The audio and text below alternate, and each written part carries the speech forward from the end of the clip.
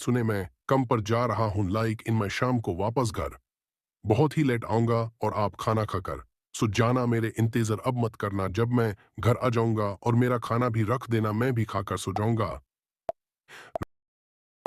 रमेश मेरी बात सुनो, वह तो सही है। मैं खाना खाकर सो जाऊंगी, लेकिन घर में खाने के लिए भी कुछ नहीं बचा जो मैं तैयार कर कर खुद भी खा लो और आपके लिए भी खाना रख दो। आपको शाम को घर जल्दी आना होगा। रमेश एक साधारण व्यक्ति था जिसकी जीविका सब्जी बेचने पर निर्भर थी। वह हर सुबह सूरज निकलने से पहले उठता और गांव से करीब 10 किलोमीटर दूर शहर की मंडी में जाता। मीना मेरी बात सुने, मेरा छोटा भाई रामू घर पर नहीं है। वह सुबह कहाँ चला जाता है? जब भी सुबह होती है मैं देखता हूँ रामू घर नहीं होता। मुझे बताओ वह रोज सुबह सुबह उठकर कहाँ घर से। अब सुनाओ मेरी बात। आपका छोटा भाई रोजाना सुबह उठकर शहर में वह सब्जी लेने जाता है और उसके पास और कोई नहीं है का सुबह जाता है शहर से सब्जी लेकर वह अपने गांव में भेजता है, इसलिए वह सुबह सुबह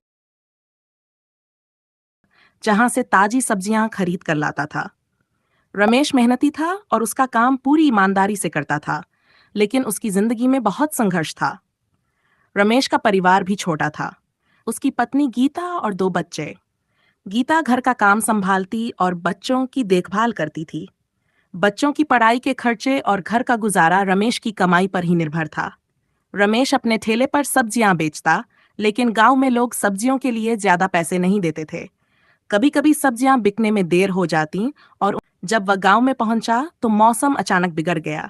जोरदार बारिश शुरू हो गई और रमेश के ठेले पर रखी सारी सब्जियां भीग गई। उसने कोशिश की कि ठेले को कहीं छुपा दे, लेकिन